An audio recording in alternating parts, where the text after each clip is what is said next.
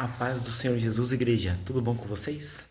Vamos aí para mais um estudo bíblico inspirado em Apocalipse 3, versículo 15.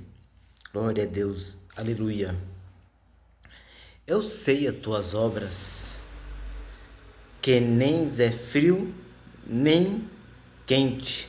Tomara que fores frio ou quente. Tomara que foras frio ou quente. Glória a teu nome, Senhor. Aleluia. Você que está acompanhando já o início desse vídeo, aleluia. No Kawaii e no Instagram, ele às vezes sai cortado devido ao aplicativo em tempos de... Então, vamos lá. Preleitor Leandro Silva Alves Facebook e Leandro Silva Alves em YouTube, ok? Título do vídeo: Lições Espirituais da Igreja de Laodiceia, que é a continuação das lições anteriores que vocês, entrando aí no canal, vocês vão já ver certinho sobre isso. Podemos extrair várias lições espirituais da Igreja de Laodiceia. Era uma igreja morna, autossuficiente, indiferente e soberba. Daí o fato de Jesus denunciar sua momidão e indiferença espiritual, as repreensões fortes que Jesus dirigiu aos crentes de Laodiceia podem parecer muito severas, porém a soberba extrema e a arrogância daqueles crentes provocaram uma indignação tal em que ele ameaçou vomitá-los de sua boca. Sintomas espirituais da igreja morna, no caso da igreja de Laodiceia. Morno é quase quente ou frio, portanto não é uma coisa nem outra, que é em Apocalipse 3, versículo 15 e versículo 16, foi o que a gente lemos. Perto de Laodiceia havia fontes de água mineral morna e emética.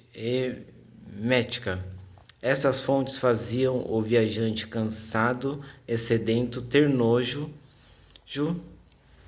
daquelas águas. Este é o nojo que Jesus para com uma igreja espiritual morna. Jesus está a ponto de vomitar uma igreja morna, que ele já vem suportando há muito tempo, como o viajante sedento sentia náuseas daquelas águas mornas próximas à Laodiceia. Assim Jesus sente náuseas de uma igreja morna. Em Apocalipse 3, versículo 16, que cita novamente, fala bem assim: assim porque és morno, não os é frio, nem quente, vomitar-te-ei da minha boca. Aí no versículo 17 fala assim: como dizes, rico sou e sou enriquecido, e de nada tenho falta, e não sabes que és um desgraçado e miserável, pobre, cego e nu. Laodiceia era uma das cidades mais ricas da Ásia Menor. Orgulhosamente recusou a ajuda financeira de Roma quando foi destruída por um terremoto há 60 anos depois de Cristo. Ouro, produção de lã e fabricação de remédios eram as três maiores riquezas da cidade. Eram tão orgulhosos que preferiam se reerguer sozinhos do terremoto para não demonstrar dependência de ninguém.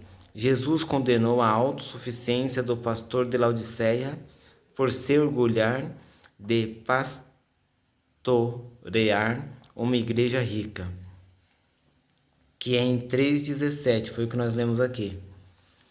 Jesus o chamou de infeliz, porque a riqueza material dos laodicenses não fazia ou não os fazia felizes. Esse exemplo está em Mateus 16 e Lucas 12. 16, versículo 26 e Lucas 12, versículo 15. Jesus chamou de miserável porque não os repatria suas riquezas com os irmãos da igreja. Ou seja, eles não repartiam com os irmãos da igreja mais pobres. Por isso, Jesus chamou os crentes de Esmina, de ricos, que está em Apocalipse 2, versículo 9. E os crentes de Laodiceia, de pobres, que é em 3,17. Jesus chamou o pobre porque em Laodiceia os crentes eram ricos materialmente, porém pobres espiritualmente, ou seja, eles buscavam a Deus há pouco, porque eles colocavam em primeiro lugar sempre a parte material. Glória a teu nome, Senhor. Aleluia. Mesmo negociando ouro em seu famoso centro bancário, os crentes de Laodiceia precisavam negociar com Cristo o verdadeiro ouro refinado pelo fogo. Somente assim seriam tidos como ricos, que é em Apocalipse 3, versículo 18. Aconselho-te de que de mim compres ouro provado no fogo, para que tenha riquezas, em vestes brancas que te vistas, e não apareça a vergonha da sua nudez, que unja os olhos com colírios, para que vejas. Ou seja, esse momento aqui, aleluia, o que o Senhor estava querendo dizer? Que os irmãos de Laodiceia, para eles conquistarem a salvação e a riqueza espiritual, eles teriam que servir a Deus, estar dispostos a renunciar à vontade da carne, abrir o coração deles, a mente, a alma, para estarem dispostos a estar, em primeiro lugar, servindo ao Senhor. Aceitar que Deus enviou Jesus aqui no mundo para pagar os nossos pecados na cruz. Aleluia. Então é isso que nós temos que reconhecer. Aleluia. Que o Senhor é o nosso único Salvador. E a igreja de Laodiceia não estava aceitando isso. Jesus o chamou de cego, porque embora negociasse em Laodiceia uma substância farmacêutica que era reduzida a pó, misturada com água e aplicada nos olhos, todavia os crentes e o seu pastor continuavam cegos espiritualmente. Precisavam comprar de Jesus colírios para ungirem os olhos, pois somente assim seriam curados da sua falta de visão espiritual. Foi o que eu li aqui no 3, Apocalipse 3, versículo 18. Jesus o chamou de nu, porque embora produzisse em Laodiceia muita lã para a fabricação de roupas, os crentes lá em Laodiceia continuavam nu. Por quê? Espiritualmente eles não buscavam. Foi o que eu falei agora há pouco. Aleluia. Eles precisavam comprar de Jesus vestiduras brancas para se vestirem, pois somente assim cobririam sua nudez espiritual. Que está em Apocalipse 3, versículo 17 e 18, que eu já li anteriormente. E em Romanos 12, versículo 11, Paulo havia dado um conselho para combater a momidão espiritual dos crentes, dizendo: não sejais vagarosos no cuidado, sede fervorosos no espírito, servindo ao Senhor. Glória a Deus. Aleluia. Apesar de tudo isso, Jesus oferece a restauração e comunhão daqueles crentes consigo, dizendo: eis que eu estou à tua porta e bato. Se alguém ouvir a minha voz e abrir a porta, aleluia, entrarei em sua casa e com ele cearei e ele comigo.